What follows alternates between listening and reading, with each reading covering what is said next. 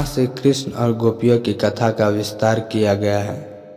यह कथा प्रेम, भक्ति और आध्यात्मिकता की अनूठी मिसाल है। इसे संपूर्णतः में समझने के लिए इसकी गहराई में जाना आवश्यक है। कृष्ण और गोपियों का प्रेम। वृंदावन यमुना के तट पर स्थित वह पवित्र भूमि है जहाँ भगवान श्री कृष्ण ने अपनी बाल लीलाओं से सभी को मंत्रमुग्ध कर दिया।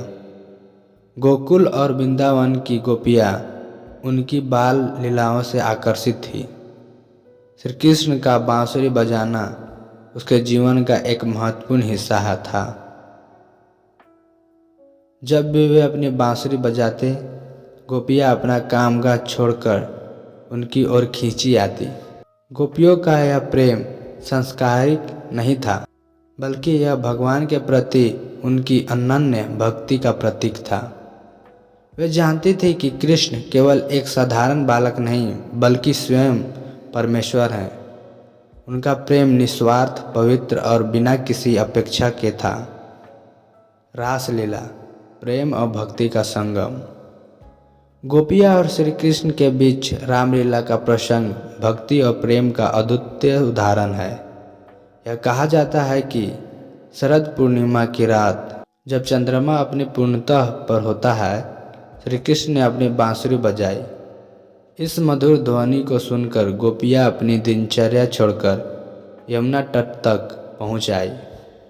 जब गोपियाँ वहाँ पहुँची तो श्री कृष्ण ने उनसे कहा, तुम सब अपने घर वापस जाओ, तुम्हारा यहाँ आना उचित नहीं। लेकिन गोपियाँ दृढ़ थी।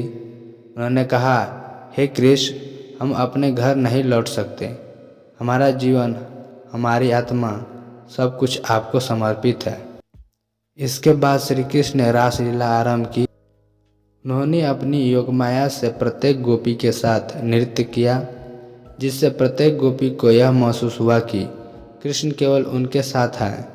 यह रासलीला केवल नृत्य नहीं, बल्कि यह भक्त और भगवान के बीच प्रेम का दिव्य खेल था। श्री कृष्ण और गोपियों के बीच की एक और प्रसिद्ध कथा है क्षीरहरण लीला। एक दिन गोपियाँ यमुना नदी में स्नान कर रही थी। उन्होंने अपने वस्त्र नदी के किनारे रख दिए। श्री कृष्ण ने यह देखकर शरारत की और उनके वस्त्र चुरा लिए। उन्होंने वस्त्र को एक पेड़ की शाखा पर टांग दिया। जब गोपियाँ स्नान करके बाहर आई तो उन्होंने श्री कृष्ण से अपने वस्त्र वापस करने की विनती की। श्री कृष्ण ने मुस्कुराते हुए कहा, तुम सब एक एक करके आओ और मुझसे अपने वस्त्र ले जाओ। यह घटना केवल शरारत नहीं थी, इसका एक गूढ़ संदेश था। श्री कृष्ण ने गोपियों को यह समझाने की कोशिश की कि सांसारिक वस्त्र अहंकार और माया के प्रतीक हैं। जब तक व्यक्ति इससे मुक्त नहीं होता, तब तक वह भगवान के सच्चे प्रेम को प्राप्त नहीं कर सकता। जब श्री कृष्ण मथुरा गए तो गोपियों के लिए यह सबसे कठिन समय था।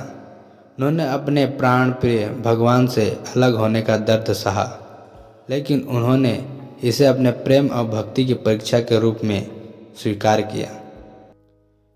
गोपियाँ दिन रात कृष्ण का स्मरण करती। उनकी विरह वेदना इतनी गहरी थी कि उन्होंने कृष्ण की हर लीला को अपनी स्मृतियों में संजो कर रखा। वे उनके प्रेम में इतनी डूबी हुई थी कि उन्हें संसार की कोई चिंता नहीं थी। गोपियों का यह विरह केवल एक प्रेमी प्रेमिका का बिछोह नहीं था, यह भक्त और भगवान के बीच की गहरी भक्ति का प्रतीक था। यह दर्शाया है कि सच्चा प्रेम कभी खत्म नहीं होता, चाहे दूरी कितनी भी हो। गोपियों की भक्ति को श्रीमद् भागवत गीता में सर्वोच्च स्थान दिया गया है। उनके प्रेम और सगुण भक्ति का प्रतीक माना गया है। उन्होंने अपने प्रेम और भक्ति से यह सिद्ध किया है कि भगवान को प्राप्त करने के लिए ज्ञान, तपस्या या योग की आवश्यकता नहीं है। केवल सच्चे प्रेम और समर्पण से ही भगवान को पाया जा सकता है। गोपियों का जीवन हमें सिखाता है कि सच्ची भक्ति निस्वार्थ और निष्कपट होती है। उनकी कहानियाँ प्रेम, भक्ति और त्याग की प्रेरणा देती हैं।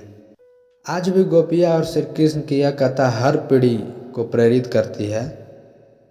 यह हमें सिखाती है कि भक्ति केवल पूजा पाठ तक सीमित नहीं है, बल्कि यह एक भाव है जो मनुष्य के हृदय की उत्पन्न होता है। गोपियों का प्रेम और भक्ति हमें सिखाते हैं कि जब हम अपने जीवन में निस्वार्थता और प्रेम को स्थान देते हैं तो हम भगवान के समीप आ जाते हैं।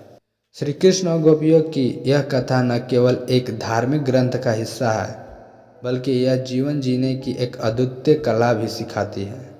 यह हमें अपने जीवन को प्रेम, भक्ति और आध्यात्मिकता से भरने का संदेश देती है। श्री कृष्ण और गोपियों की कथा भारतीय संस्कृति और धर्म का एक अमूल्य हिस्सा है। यह प्रेम, भक्ति और समर्पण का आदर्श प्रस्तुत करती है। गोपियों का निस्वार्थ प्रेम और श्री कृष्ण की लीलाएं हमें यह सिखाती है कि भगवान को प्राप्त करने का सबसे सरल मार्ग सच्ची भक्ति है। यह कथा आज भी हमारे जीवन में उतनी प्रासंगिक है जितनी हजारों साल पहले थी। यह हमें प्रेरित करती है कि हम अपने जीवन में प्रेम, भक्ति और आध्यात्मिकता को स्थान दें और अपने जीवन को सार्थक बनाएं।